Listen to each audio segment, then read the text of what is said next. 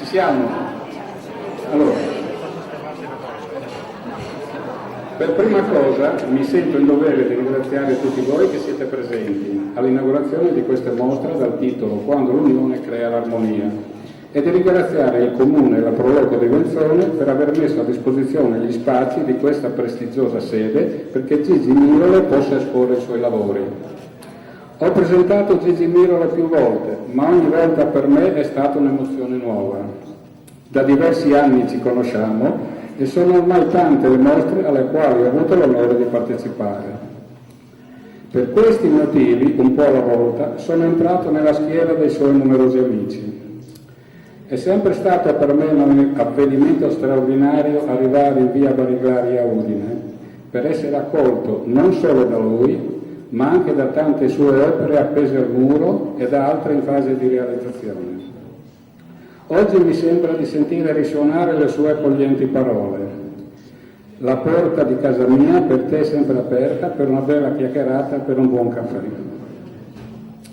Se li guardate attentamente vi accorgerete che i suoi lavori parlano da soli. Infatti le tesserine di pietra sono disposte in modo tale da trasmettere le gioie ed i dolori attraverso l'immagine di un volto e le bellezze della natura attraverso un paesaggio.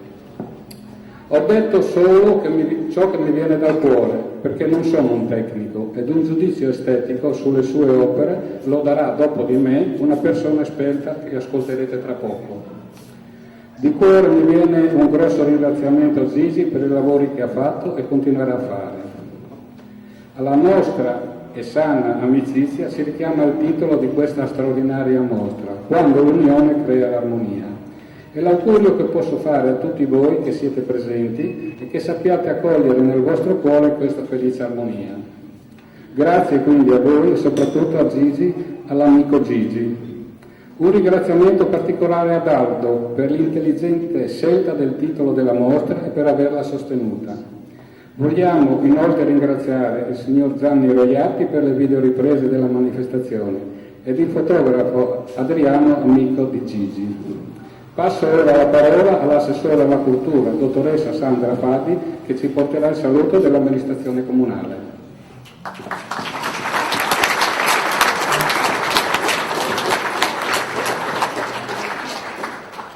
Buonasera a tutti, è sempre con molto onore che vi porto i saluti da parte dell'amministrazione comunale che è qui presente nelle retrovie e da parte del nostro sindaco Pascolo che è assente per altri motivi istituzionali.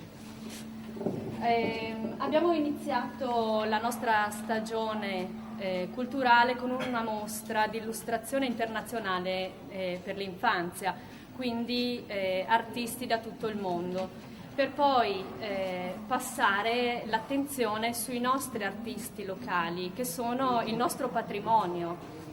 E quindi abbiamo avuto Micossi e adesso abbiamo l'onore di avere Gigi Mirolo.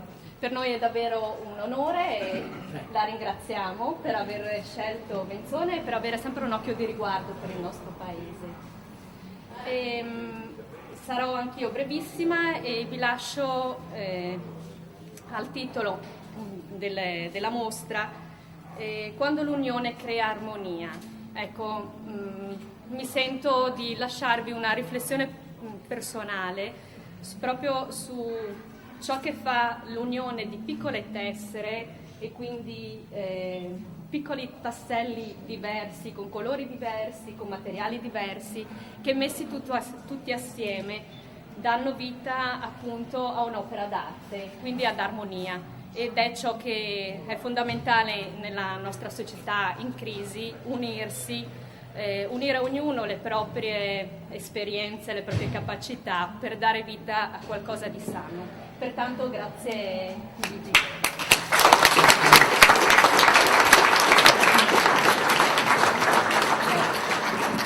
La parola ora al vicepresidente della Proloco di Venzone, signor Claudio Pascolo.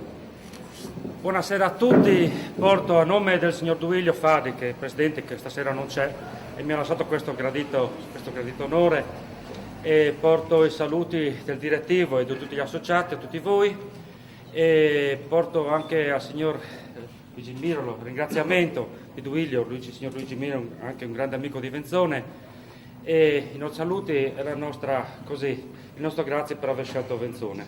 Sempre disponibili a dare una mano al signor Mirolo e sempre disponibili ad accettare queste belle cose, queste belle iniziative in Venzone. Sono stato brevissimo, lascio la parola direttamente al signor Luciano, al signor Critico, al signor Luciano Pressinotto. Per la parola professore Luciano Pressinotto, noto critico d'arte. Le parole giuste le saprò trovare, vedrete.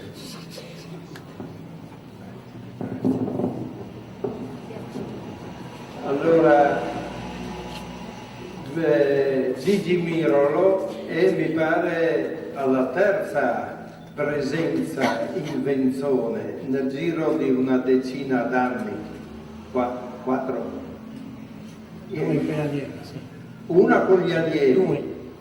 Due con gli allievi, quindi è la quarta presenza.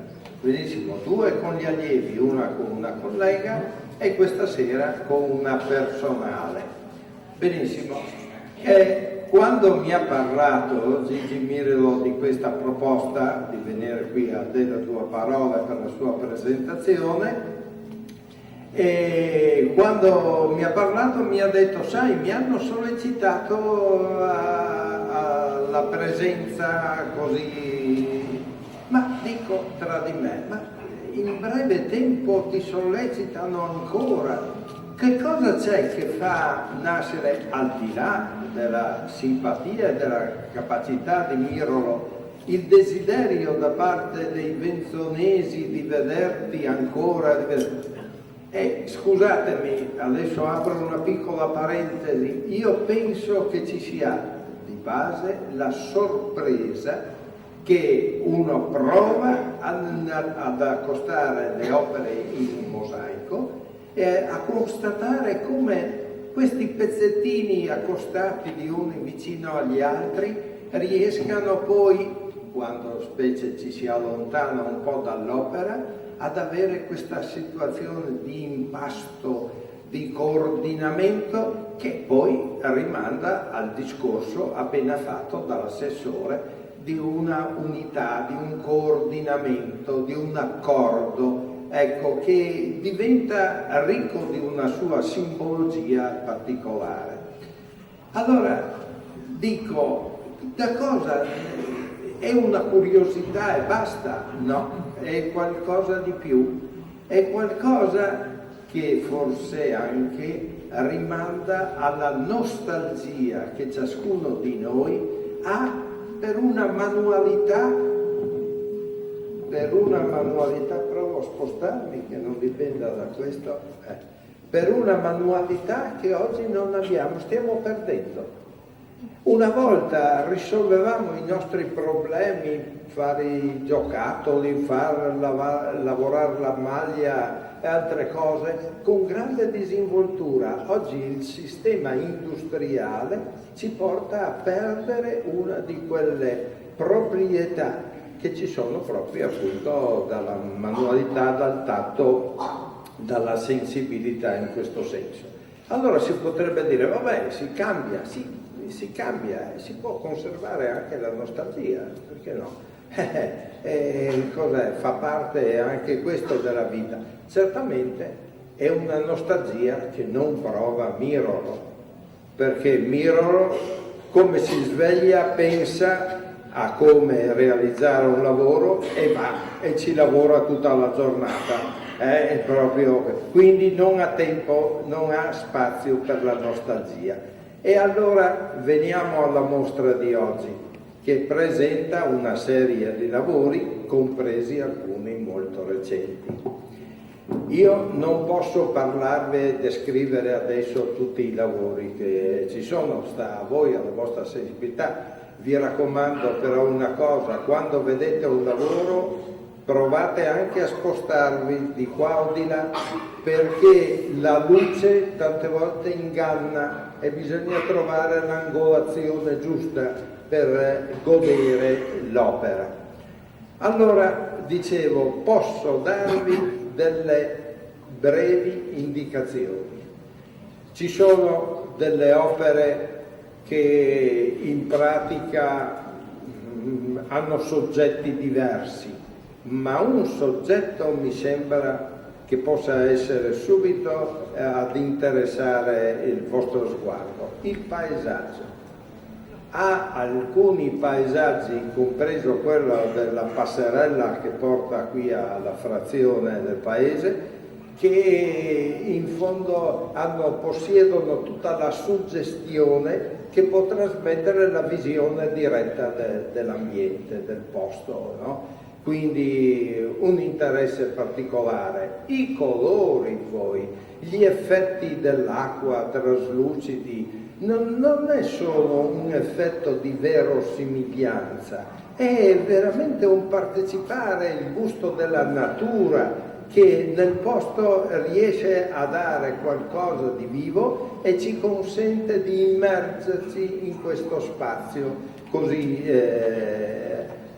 interessante. E a fianco del paesaggio ce n'è altri di altro tipo, però ecco che ci sono due soprattutto che mi interessa indicare alla vostra attenzione, e sono tutte e due che hanno per soggetto il Duomo di Venzone. Ora, uno potrebbe dire, ha individuato un soggetto che caratterizza la città. È vero, ma bisogna vedere come l'ha interpretato.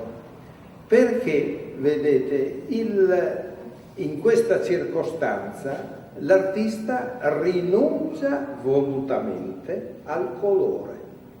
Si dirà, questo monumento è fatto di pietre, sappiamo che le pietre sono grigie e in definitiva cosa c'è da stupirsi di fronte a questo? E per giunta lo sfondo, il Monte d'Ada, è anche quello roccioso, quindi siamo sui grigi, però delle parti verdeggianti sono sempre presenti. E allora io mi sono chiesto per quale motivo questa preferenza. Può essere un gioco di tesserine particolari, di materiali, certamente lui si destreggia, il suo mestiere, il suo campo, ma penso che ci sia un altro fattore, ed è questo: fare o realizzare un Duomo con tutto il suo contorno naturale, quindi anche gli alberi, eccetera, eccetera, col colore loro naturale, avrebbe portato nient'altro che a realizzare più o meno, non lo dico in termini dispregiativi, una cartolina. Mentre invece farlo rinunciando al colore significa immedesimarsi nello spirito dell'opera, non come appare esternamente, ma il suo significato simbolico che non consente di concedere ad altri fatti esterni la suggestione. No, la suggestione va ricercata e verificata all'interno. All'interno ognuno di noi stessi, sia ben chiaro. Perché quella lì diventa un Duomo che noi sentiamo essere vecchio nel senso che ha secoli alle spalle, ma nello stesso tempo ai nostri occhi si propone come qualcosa di sacro, che cioè ha una sua validità anche per il futuro. È qualcosa che in fondo arricchisce la nostra interiorità e realizza qualcosa di largamente positivo. E poi, ultima indicazione che vi do, e lì soprattutto bisogna che stiate attenti di guardare prima osservandolo da una parte e poi dall'altra. È un lavoro completato da Gigi una decina di giorni fa. E una lunetta che troverete nella prima sala con al centro una figura che non è molto descritta. Ha il volto di Cristo, con una mano il Cristo tiene il calice e con l'altra si sporge verso un'estremità della lunetta. Questa opera ha come finalità, almeno immaginata, di essere collocata sopra una porta di ingresso di una chiesa di Udine. Allora voi potrete dire, Venzone, Gemona, altre chiese possono presentare, o meglio presentano, delle lunette con raffigurazioni che riguardano la crocifissione, l'incoronazione della Madonna, quello che sia, realizzate in scultura, quindi degli aspetti plastici molto evidenti, d'accordo? Ma soprattutto molto delineati, per cui si ricostruiscono bene le immagini che ci sono appunto raccontate o dai Vangeli o da altri testi sacri. Qui viceversa c'è uno sfarsi come dell'immagine, non ci sono contorni, le spalle, le altre parti, non si intravedono, ci sono degli effetti di luce e di colore diverso.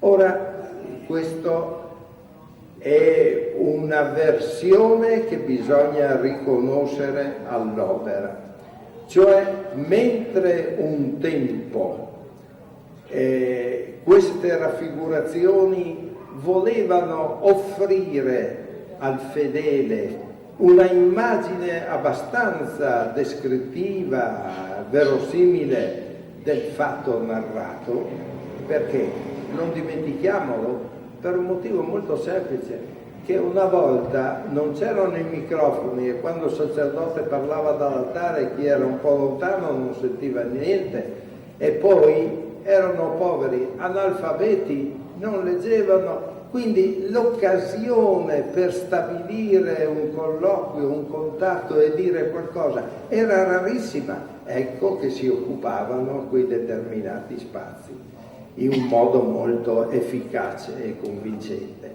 Ora invece noi siamo tutti, diciamo, istruiti, possiamo leggere, abbiamo la televisione che ci racconta quello che ci racconta, vero e non vero e tutte queste belle robe, ma in definitiva siamo presi dalla perplessità a proposito dei problemi della fede. La fede oggi non è qualcosa che si instaura, è sicuro e che mette le basi all'interno della persona. Oggi chi vuole toccare questo aspetto deve cercare. Ecco allora che nella lunetta a cui faccio cenno, la figura appena si profila e sta a chi desidera approfondire il discorso, approfondire separatamente questo bisogno di conoscenza anche del sacro. Io con questo avrei finito, però mi preme aggiungere una parola. Nei suoi lavori Gigi può aver preso spunto da fotografie, da disegni propri e così via. In questa circostanza, questa della lunetta sulla quale mi sono soffermato, in questa circostanza c'è stata una collaborazione che è inusuale.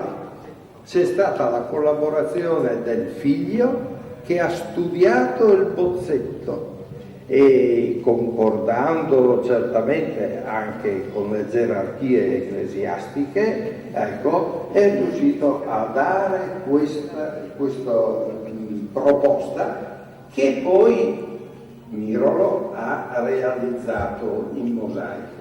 Però, date le dimensioni, che quando lo vedrete là magari non si avrà questa impressione di dimensione grande, ma quando si tratta di realizzarla così pietruzza e tessera dopo tessera, insomma, sono rilevanti, bisogna suddividere la composizione in tanti pezzi, cosa che fa con tutta disinvoltura l'artista.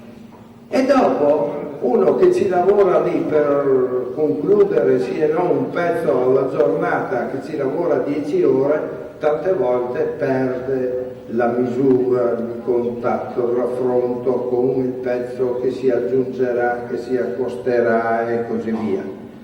E in quel caso lì qualche volta non basta la sensibilità e l'attenzione dell'artista stesso. E lì interviene la padrona di casa, la signora Mirolo. Ecco, la signora Mirolo.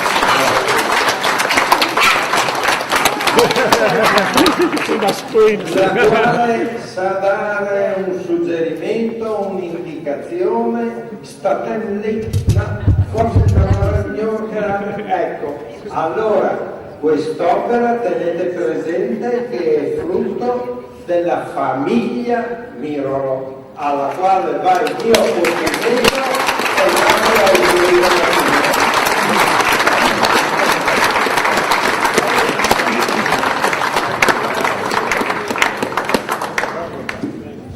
Invito per un saluto e poi per il taglio del nastro Don Oscar Morandini. Alla fine poi andiamo sul taglio del nastro, facciamo visita, poi quando scendiamo ci sarà offerta una bicchierata. Grazie a tutti. Allora tutti hanno detto sarò breve e sarò brevissimo io per forza, ma quando mi hanno detto di tagliare il nastro, di solito sono persone importanti quelli che tagliano il nastro, gli ho detto Gigi, tu sai che io non sono una persona importante, no. Dopo ho cercato di capire perché, c'è un motivo solo, l'amicizia. Un'amicizia che dura da non so più quanti anni, dagli anni 60. Io sono stato cappellano al Sacro Cuore dove lui era e abbiamo collaborato insieme dal 60 al 63. Ero un cappellanino giovane, pensate quanti anni siamo rimasti amici. E allora ho detto sì, però dopo, sai, quando mi dicono taglia un nastro, perché cosa vuol dire tagliare il nastro? Cosa vuol dire?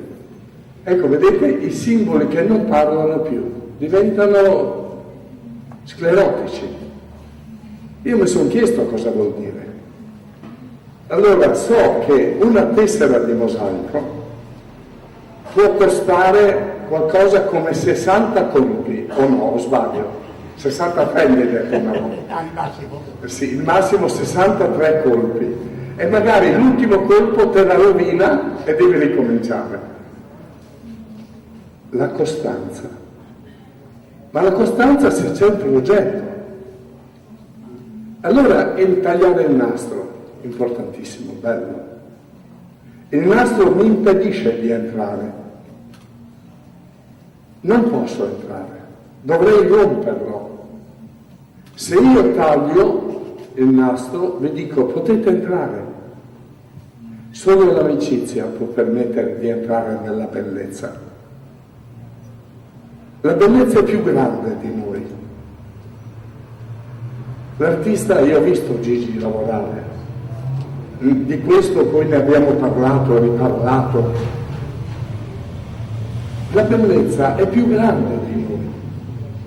Deve passare nel nostro cuore, dal cuore passare alle mani, ma non è padrone Gigi della bellezza. Gigi è un servitore della bellezza. Gigi ci apre il suo cuore. Ecco cosa vuol dire tagliare il nastro. Gigi, grazie che mi fai un onore così grande.